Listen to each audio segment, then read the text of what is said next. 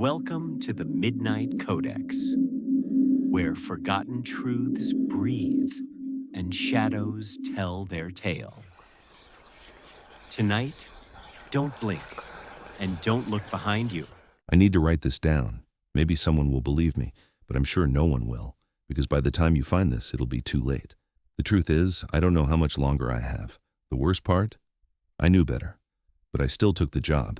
It all started with an email, a job listing that seemed too good to be true, and I was desperate, so desperate that I didn't stop to think about the warning signs. The world had closed in on me. My last job at a tech company had fallen apart in an instant, like a glass window shattering.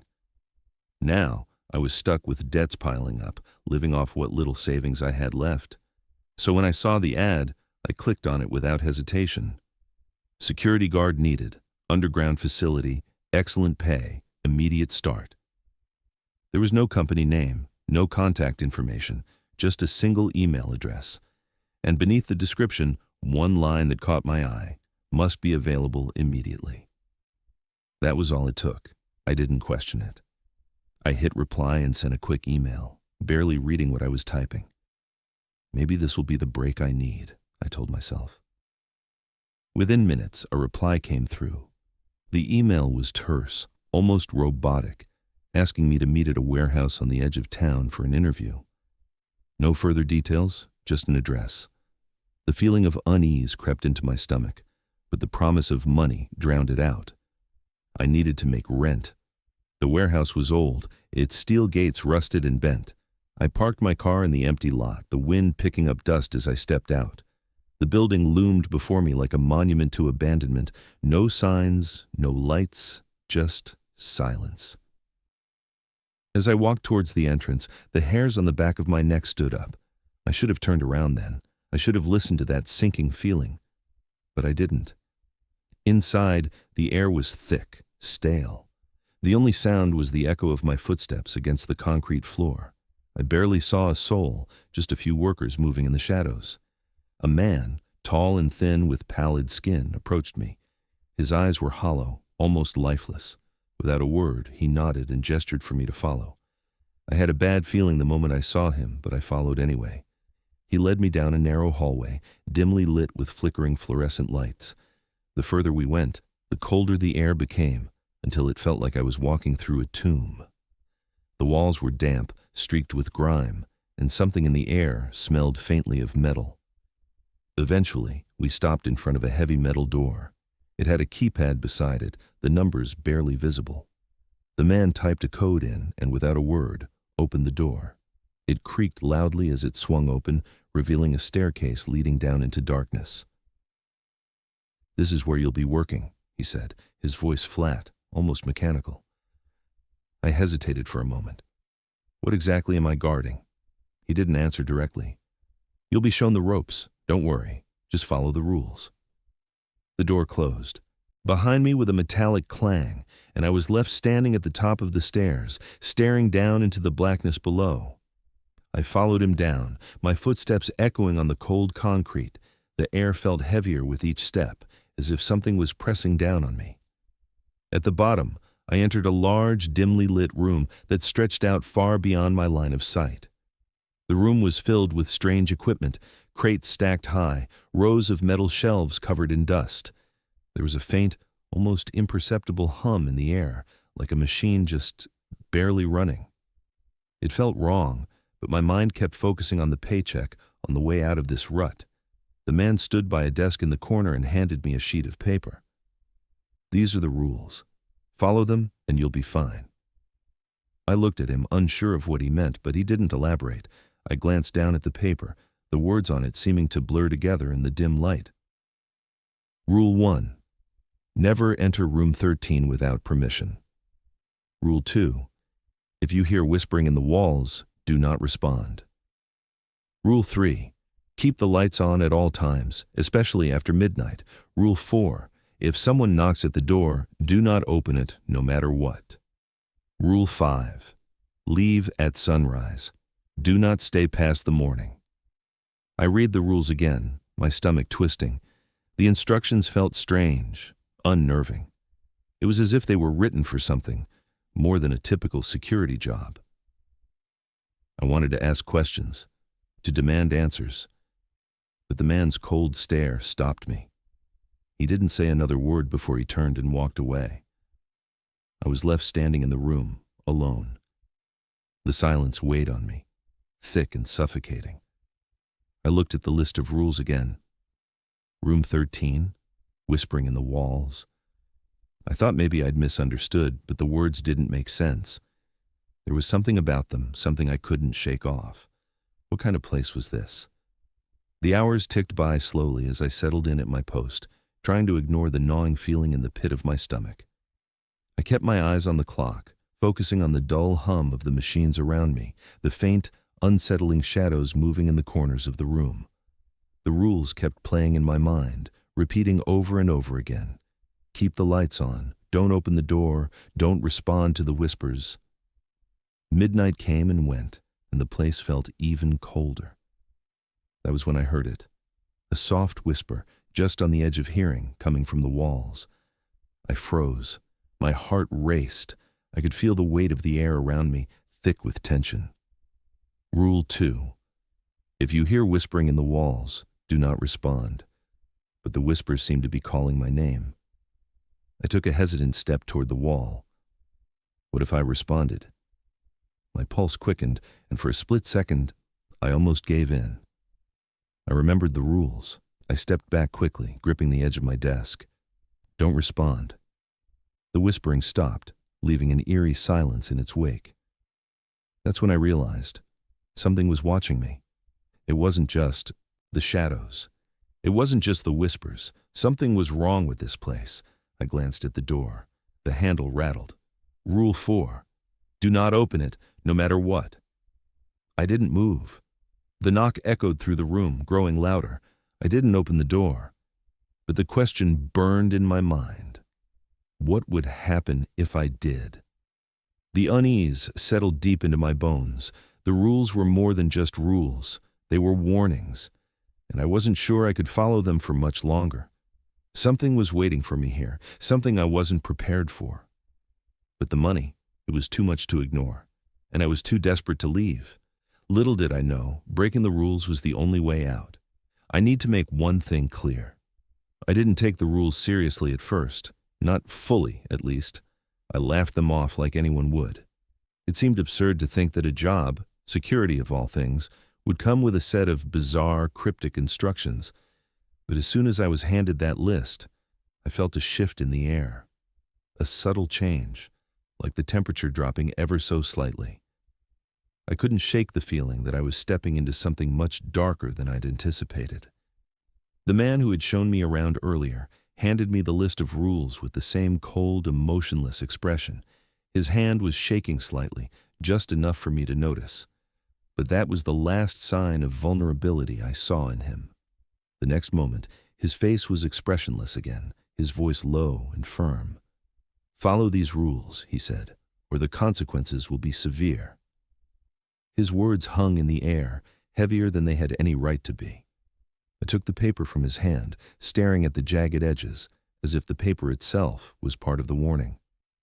I unfolded it slowly, still not fully understanding what kind of place I'd walked into. I read the first line. Rule 1. Never enter room 13 without permission. I chuckled under my breath, unsure of what to make of it. What kind of place had a room 13? It was almost comical. I couldn't even picture what might be in there. Maybe an old storage room or some equipment that was deemed too dangerous for anyone to touch. But I didn't ask questions.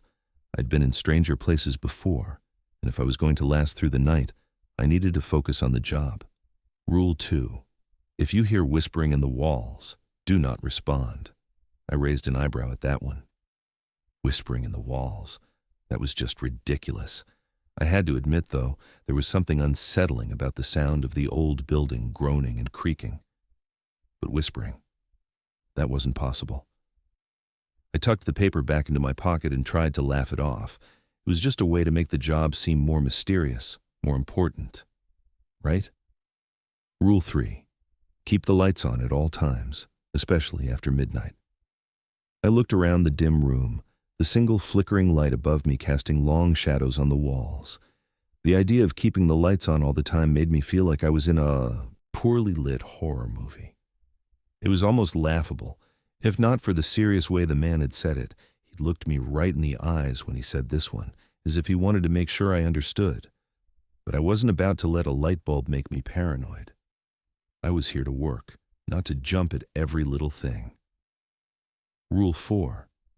If someone knocks at the door, do not open it, no matter what. This one made me pause. What kind of job was this where you couldn't even open the door when someone knocked? It wasn't like it was a hotel with guests needing access. But again, I was a security guard. If someone was knocking, it was probably just another worker or someone checking in. I told myself I'd ignore the rule. Maybe even take a quick glance through the peephole, if it came to that. Rule 5. Leave at sunrise. Do not stay past the morning. I frowned at the final rule. This one felt out of place, more like a reminder than an actual rule. Who wouldn't leave a place at sunrise? It sounded more like an instruction, the kind you'd give someone on their first day at a regular job. The sun rose. You left. Simple. But there was something ominous about it, something I couldn't quite put my finger on, like I was meant to leave, but I wasn't supposed to. I folded the paper back up and stuffed it into my pocket, trying to push away the unease that was slowly settling in. The man had left me alone in the security room, but his presence lingered like a shadow in the corner of the room. I tried to focus on the task at hand, checking the security cameras, locking doors, but my mind kept returning to those rules. They seemed too precise, too deliberate. I laughed it off to myself. It's just a job, I thought. They're just trying to make it sound more mysterious, to make me follow the rules better. But the more I thought about it, the more the rules began to take on a weight I hadn't expected. The feeling of being watched grew stronger. Every creak of the building, every flicker of the lights seemed to be connected to those words, to the warnings that had been drilled into me. It was just after midnight when the first rule seemed to test me. The lights flickered, just for a moment, but it was enough to make my skin crawl. I stood up, my mind instantly jumping to Rule 3. Keep the lights on. I rushed over to the switch and flicked the light on, making sure it stayed steady. But in the back of my mind, a nagging thought took root. What if the lights didn't just flicker because of the wiring? What if it meant something else? As the hours stretched on, the building seemed to grow more alive, or maybe it was just my mind playing tricks. The silence became oppressive, thick and suffocating. I stared at the security monitor, watching the empty hallways on the screen. The hum of the machines echoed through the facility like a heartbeat, the rhythm unbroken. And then, the whispering started. It was faint at first, a barely audible murmur coming from the walls. My heart skipped a beat. I stood up, my eyes darting around the room, looking for the source. The walls were thick concrete, old and cracked in places. There was no way sound could travel through them, but still the whispering grew louder, more distinct. I froze. Rule 2 flashed in my mind. If you hear whispering in the walls, do not respond. But what if I was just imagining it? What if it wasn't really happening? I approached the wall slowly, my breath shallow, the whispering growing louder with each step. The voice was muffled, but I thought I heard my name. Alex. The blood drained from my face. I stepped back, my heart pounding in my chest. I had to follow the rules. I had to. The whispering stopped as suddenly as it had started, but now the air felt heavier, thicker. I glanced at the clock, almost 2 a.m. I looked back at the wall. Was it my imagination, or had something been trying to reach me? I wasn't sure anymore. But I knew one thing. I had to follow the rules. I glanced at the door, wondering if someone would knock. I knew they would. But I didn't want to open it. I couldn't. The rules had already started shaping my actions, and I was beginning to question what would happen if I broke them. What would happen to me? And would I ever be able to leave this place? The night stretched on, and I could feel the building pressing against me, suffocating me with its strange presence. I kept my hands busy, checking security feeds, walking the empty halls, but everything felt wrong. Every shadow seemed darker. The whispering in the walls grew louder. The cold in the air seeped deeper into my bones. And the rules felt like chains around my neck. I did my best to follow them. I kept the lights on, even though the flickering bulbs cast eerie, jagged shadows that seemed to dance in the corners of the room. I stayed away from room 13, though the temptation gnawed at me like a hunger I couldn't ignore. But something about that door felt like the heart of this place, something I wasn't supposed to touch, the whispers in the walls. That was the worst. At first they were faint, a distant murmur, but over time they grew clearer, louder. It wasn't just wind or the building settling. It was voices, voices that felt too close, as if the walls themselves were alive, speaking directly to me. Alex, come closer. I froze. The sound of my name was like a blade scraping across my mind. I had to pull away. I couldn't respond. I wasn't supposed to. The rules burned in my memory. But the whispers, they weren't just sounds. They felt like they were inside me. Every inch of the room grew heavier, the air thicker.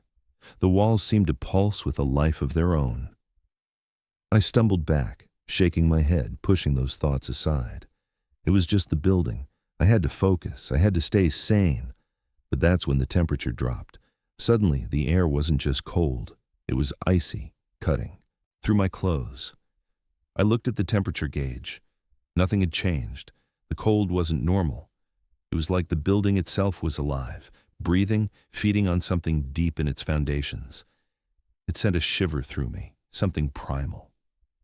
I wanted to leave. I wanted to run. I didn't. Then came the knock. At first, it was barely a tap, soft, almost polite.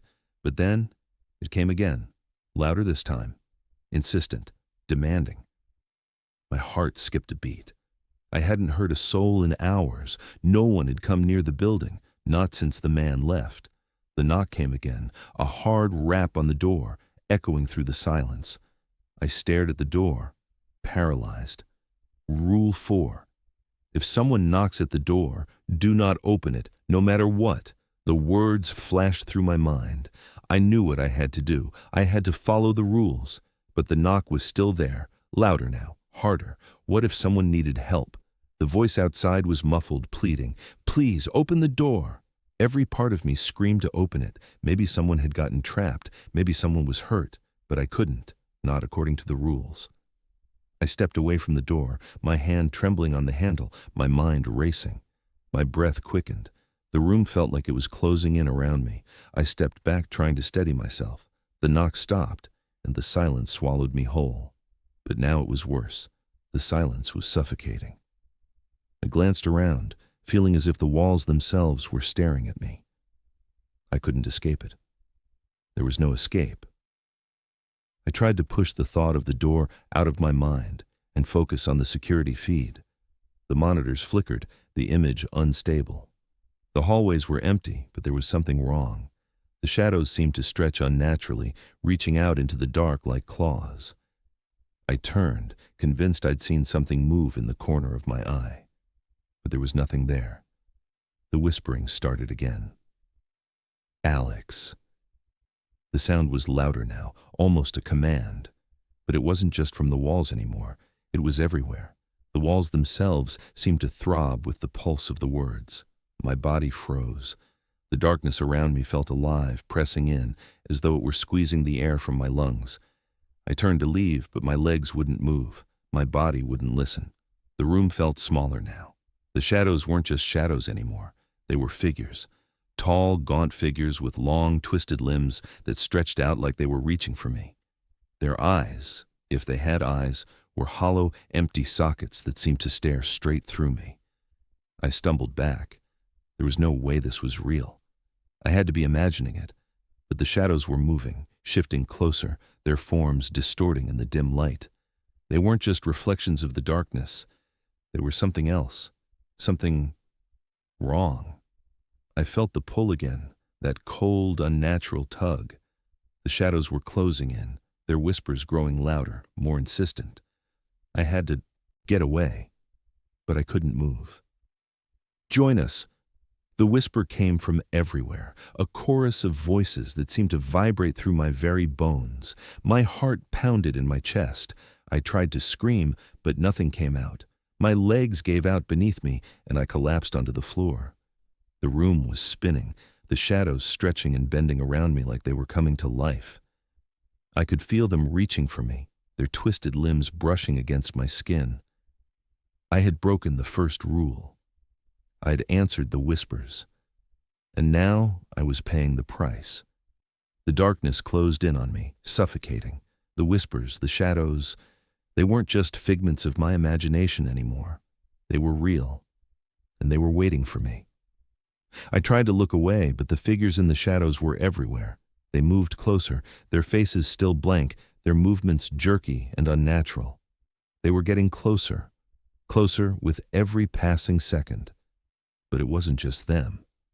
In the corner of the room, standing completely still, was a figure. I could feel it, staring at me, its presence more oppressive than anything I'd felt before. It was tall, its form indistinct, but I could sense its eyes, even though it had none. The figure didn't move, didn't speak. It just stood there, watching. The whispers grew louder. You shouldn't have answered. I knew in that moment that I hadn't just broken the rules. I'd opened a door I couldn't close, and there was no turning back now. I was trapped. The building had come alive, and I was its prisoner. I'd broken the rules, the first one, the most important one. Room 13. It had haunted me ever since I first set foot in this cursed place. The man's warning, the way he had looked at me when he spoke the words, "Never enter." Room 13 without permission lingered in my mind like a shadow. I told myself it was nothing more than superstition. That curiosity was the enemy. But the whispers, "Come closer, Alex. Room 13 is waiting," had gnawed at me relentlessly, pulling me toward the forbidden door. The air in the building had become heavier with each passing hour. The silence was oppressive.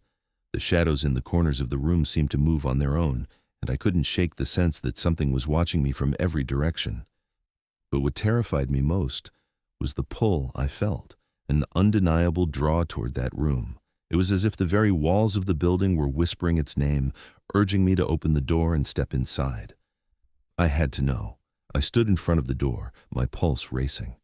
It was darker now, and the flickering light above me only made the darkness more profound. The cold seemed to emanate from the door itself, seeping into my bones. My hands trembled as I reached for the handle, but I couldn't stop myself. The temptation was too strong. I turned the handle and pushed the door open. It creaked, a sound that echoed in the hollow silence. Inside, the room stretched before me, vast, cavernous, and utterly alien. The air felt thick, like stepping into a place not meant for humans. The floor was covered in strange symbols, etched into the stone, glowing faintly with a light that seemed to pulse in time with my heartbeat. They weren't just marks. They were ancient, primal, like something alive. The walls felt as though they were closing in on me, as if they were breathing. The temperature in the room dropped sharply, and I could see my breath in the air. I stepped further into the room, each step heavier than the last. There was no turning back now. My feet sank into the dark substance that covered the floor, a thick, viscous liquid that clung to my shoes as I moved.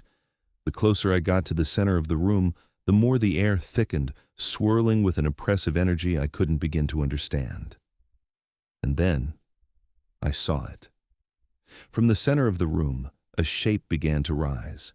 It was slow at first, but the more I looked, the clearer it became. A figure, tall and bent, its limbs long and twisted. It moved toward me, its jagged skeletal fingers reaching out. There were no eyes, no face, just dark voids, like the absence of light itself. I felt my heart stop. I backed away, but the room around me shifted, the walls distorting, expanding. I was trapped.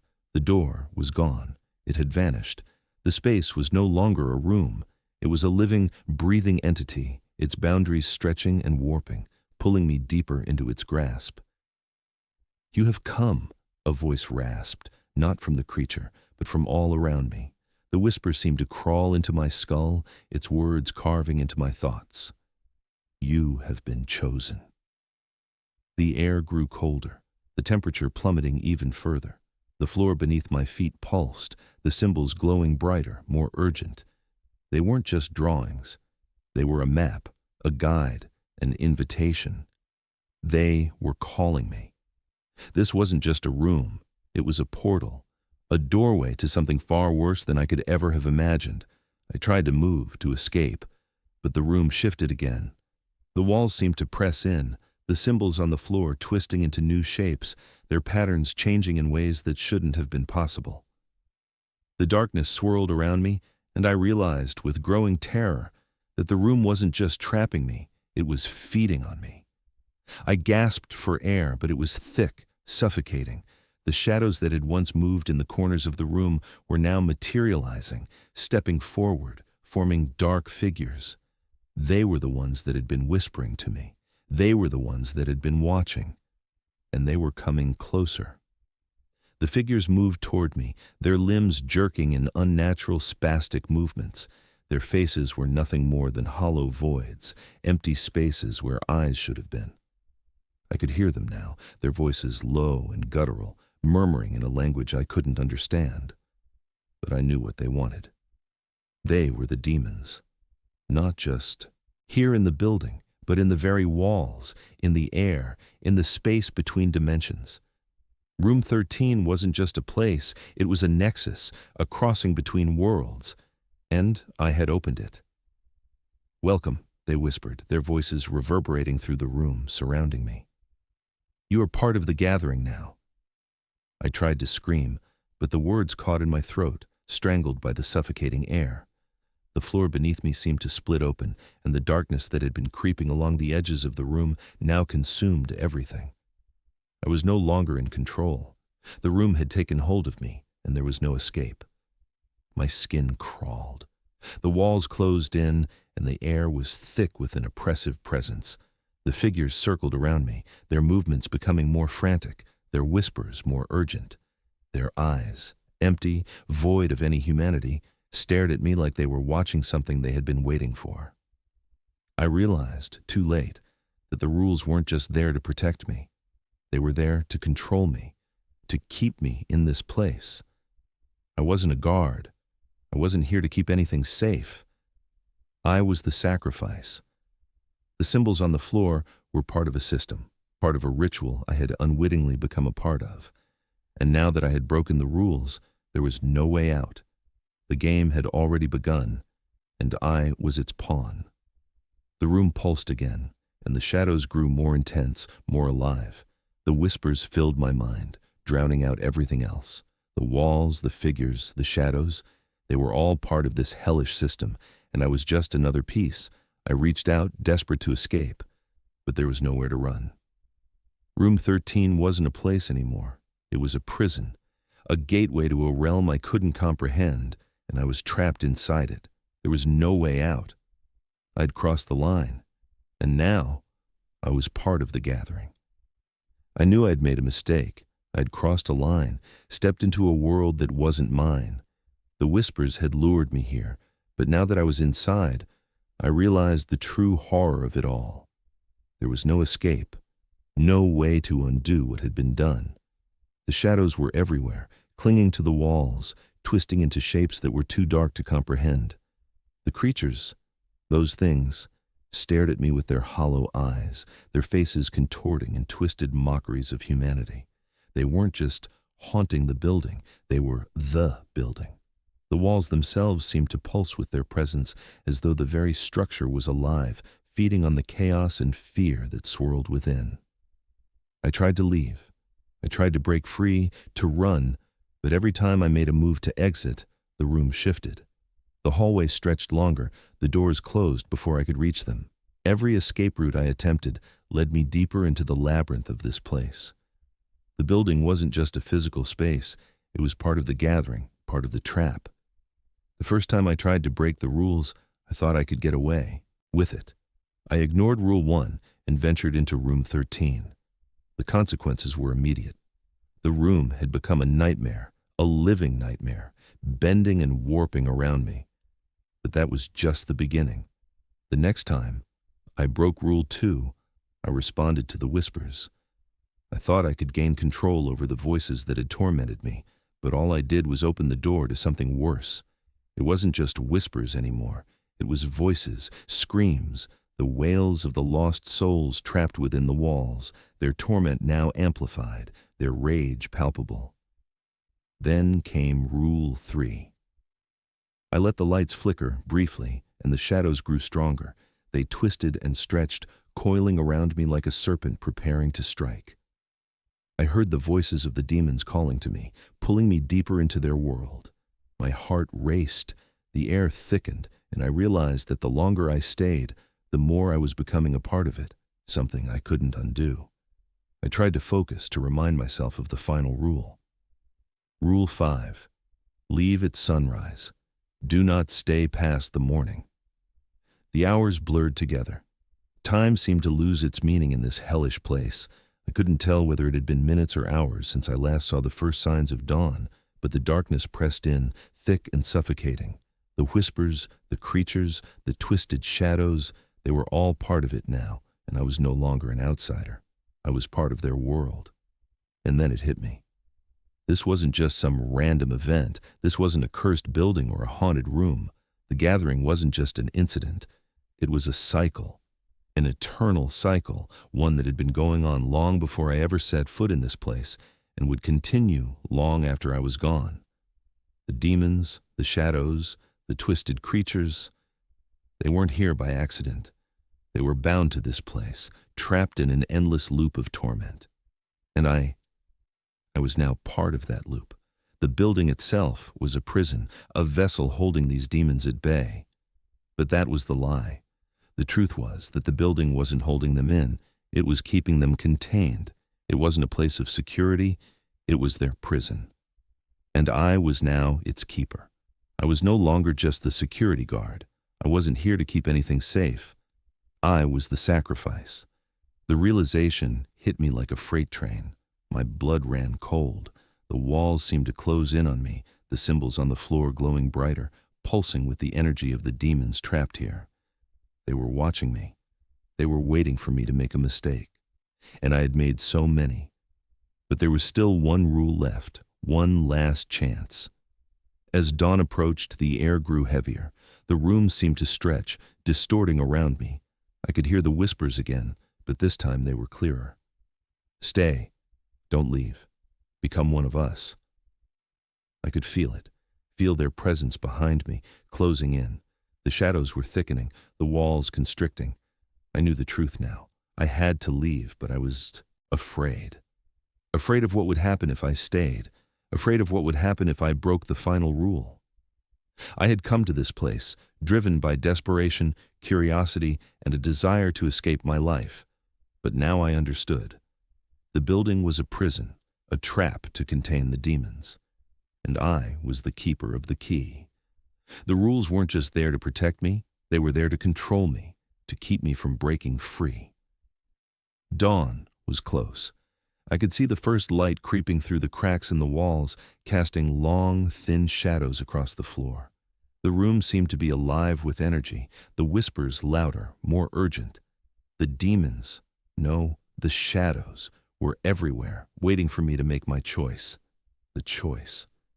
I had only one option left: leave and risk losing my sanity, or stay and become part of the gathering, forever. If I stayed, I would lose everything: my humanity, my soul, my mind. I would become one of them, just another creature trapped in this cycle of darkness and torment. If I left, I might escape. But I would never be the same. My mind would break. The horrors I had seen, the creatures, the demons, would haunt me forever. There would be no peace. There would be no escape from what I had become a part of. The choice was excruciating. But as I felt the walls close in, as the darkness stretched, I made my decision. I turned toward the door. I could feel the weight of their eyes on me, their judgment. I could hear their voices growing louder, pleading with me to stay. But I had no choice. I reached for the door. I had to leave. But as I stepped into the hallway, something shifted. The door behind me slammed shut and the building trembled. The whispers didn't stop. They only grew louder. There was no going back. I was trapped, and the gathering had just begun. The first light of dawn crept through the cracks in the walls, casting long, thin shadows across the floor. But even as the new day threatened to break the night's grasp, the building refused to release its hold on me. The air felt thick, suffocating, as though the walls themselves were closing in, pushing against me from every side. The floor beneath me trembled, and the shadows, dark and heavy, seemed to stretch and writhe with an unnatural energy. I could feel it now, the presence of the demons closing in on me. They were here, in the very air I breathed, crawling under my skin. The room, the building itself, felt like it was alive, pulsating with a dark energy.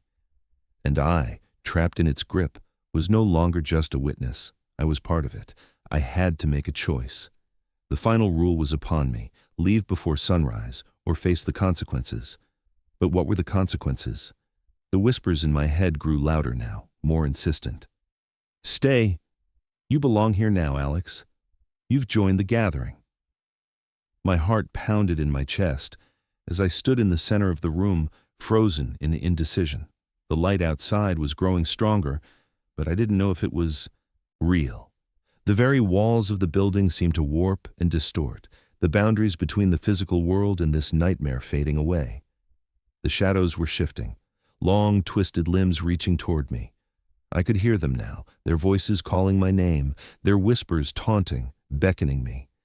And yet, the final rule still echoed in my mind: leave before sunrise. Do not stay past the morning. But leaving wasn't that simple. I looked around the room again, my eyes tracing the symbols on the floor, those strange ancient markings that pulsed with an eerie light. They weren't just drawn there. They were alive, feeding on the energy of the room, feeding on my fear. The more I stood there, the more the room seemed to close in on me. The walls weren't just made of stone, they were alive, shifting and twisting with the energy of the demons. They had been here for centuries, trapped in this place, and now I was part of their eternal cycle. I had broken the rules. I had entered room 13. I had listened to the whispers. I had responded. And now I could feel the pull, an invisible force trying to drag me deeper into the darkness. I couldn't escape it. Not now. I had to face it. There was no going back. I had become part of this world, part of this twisted gathering. The demons weren't just haunting this place. They were the building itself, the walls, the floors, the very air. It was all a prison for them, and I was the one keeping them in. I wasn't a guard. I wasn't here to protect anyone. I had been chosen. The shadows grew thicker, the figures in the darkness closer now. I could hear them moving, their twisted forms creeping around me, waiting for me to make a decision. The air grew colder, the temperature dropping sharply, and the stench of decay filled my nostrils. I looked toward the door, the only possible exit. But it was no longer there. The space in front of me had shifted again, the walls pressing in like the jaws of a trap. I could feel them. The demons, the figures, their cold eyes watching me, waiting for me to make my final move.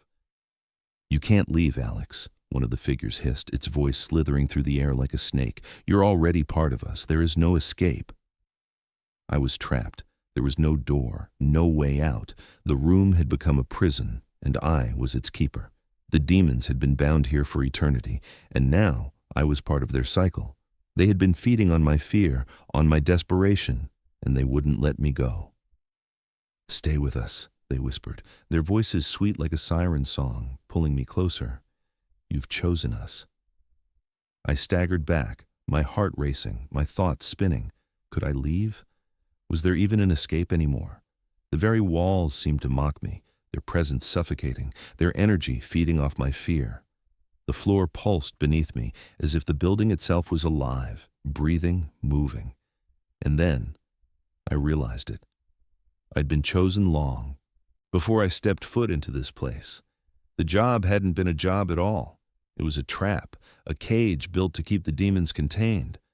But in reality, I was their keeper. I had become part of this dark system, this twisted game, and the rules weren't meant to protect me. They were meant to control me, to ensure I stayed. I had broken the rules, and now the choice was mine. Leave before sunrise, or stay and join the gathering forever. But could I even leave? Was it truly an option? Could I walk away from this nightmare, or would I be followed, hunted by the demons I had unleashed?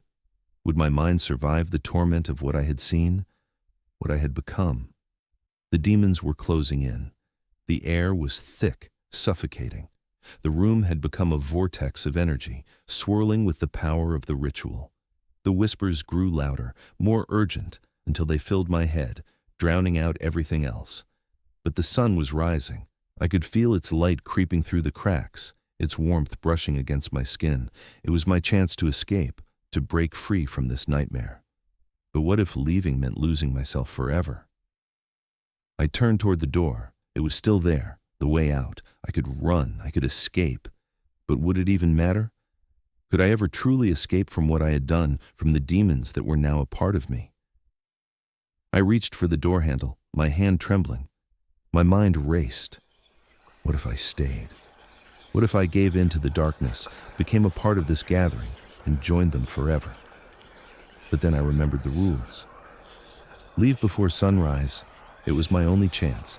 I turned the handle, but as I stepped into the hallway, the door slammed shut behind me.